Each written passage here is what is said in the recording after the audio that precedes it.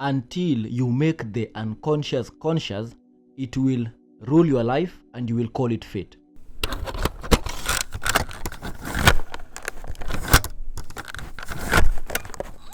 This is a quote by Carl Jung, and this quote is so profound because it is the basis of how life works. You will find people out there saying that this is my fate, this is my destiny. But what they don't know is whatever they call their fate or their destiny is simply what they experience. And what they are experiencing is nothing more than an actual reflection of their own unconscious thoughts, unconscious beliefs, unconscious mental attitudes, and unconscious thoughts and emotions that they have. This simply means that majority of the people who live out there, they are actually living miserable lives based on their unconscious beliefs, thoughts, emotions, mental convictions that they picked up. So why are these things unconscious? These things are unconscious because these are things that we pick up when we were growing up. You see, when you are a child, you do not have what we call the critical or analytical faculty in your mind. You see, your mind has what we call the conscious and we have the subconscious. Now, as you are growing up, when you are a child, let's say from the age of 1 to approximately 7, 8, 9, 10, you have not yet developed the analytical faculty or the conscious faculty, meaning that whatever stimulus you are presented with, you accept it as being truth without any questioning, without any doubt. Why? Because the analytical faculty of the mind is that part of your mind that actually analyzes things and makes decision, or it decides whether this is good or bad. That is what we call the analytical faculty of your mind. But the subconscious is free. It does not question anything. Whatever it is that you feed unto it, it accepts it, regardless of whether it's a good or negative thing. The subconscious accepts it. So most of us, we grow up with unconscious beliefs. So you'll find that an unconscious belief is a belief that you are not aware of, but still regardless, you believe it to be true. Maybe you believe that you have to struggle in order for you to make it or to become successful.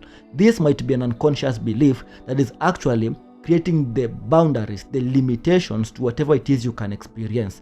So in order for you to change your reality, you don't need to go about the world and make physical action. That's not how you go about it. Why? Because you can't change the reflection. You have to change the actual object. And the actual object is your internal state or your unconsciousness. Okay? When you change your unconsciousness, or you bring the unconscious and make it conscious, this is what we call awakening. You realize that there are certain patterns that you've been following. There are certain beliefs that have been governing your life. Okay? So the job to do here is to become conscious. To become conscious is to become aware of. So what are you becoming aware of? You're becoming aware of the belief systems that you have. You're becoming aware of the thoughts, the emotions, and the convictions that you have, or the attitudes that you have.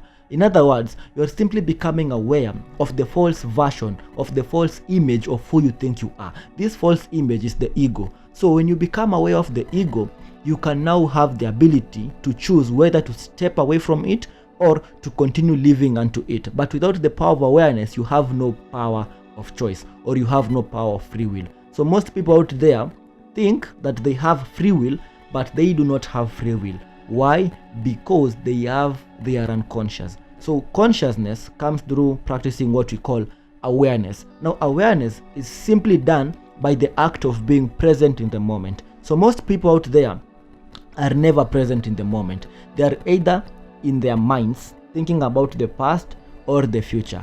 And when you're either in the past or in the future, you're not in the present moment. And in the present moment is the only point in time whereby you have the power to actually alter reality. In the present moment is whereby you have the power to embody whatever it is that you want to embody. In the present moment is where your being is. In the present moment is where God is. In the present moment is where your higher self is. And when you are distorted from the present moment, you are living life unconsciously. Why?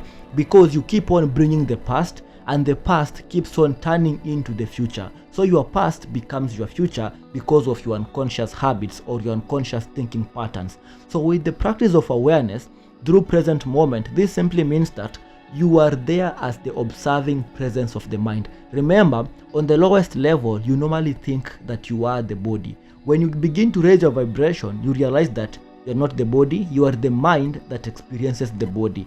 But when you still raise your vibration, you come to realize that you are no longer the mind that experiences the body.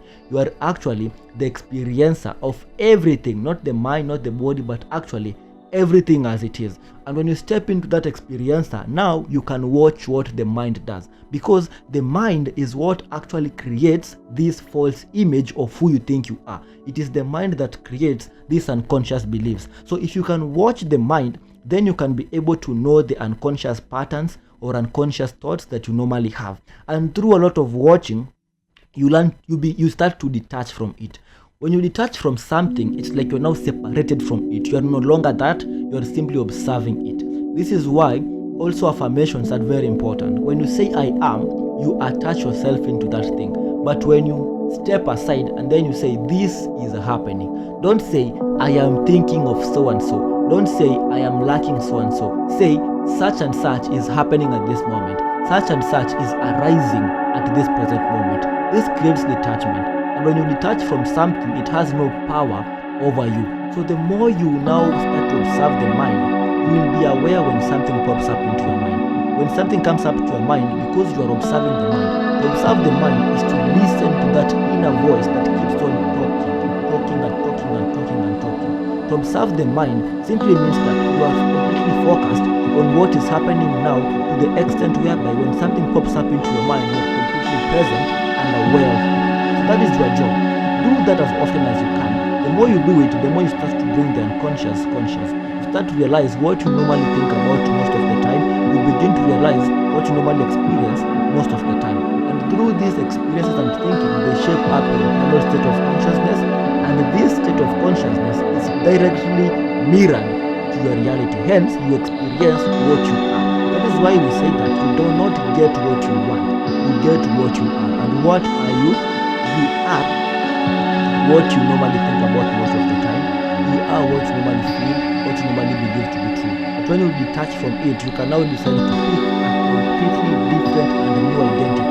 And from that identity, you will be experiencing what that identity identifies with. If your new identity identifies with wealth, with lack, with abundance, that is what you will experience. There is nothing else. That is why we see that the laws of the universe are completely fair and equal to everyone. And by the end of this video, I know you've gained some important aspects or viewpoints about life. If you wish to work one-on-one with me to further enhance your knowledge and your ability to manipulate reality, please make sure you message me on the email that is on the link that's on the description in this video. And I'll see you in the next one. Stay safe, stay blessed, and stay awakened.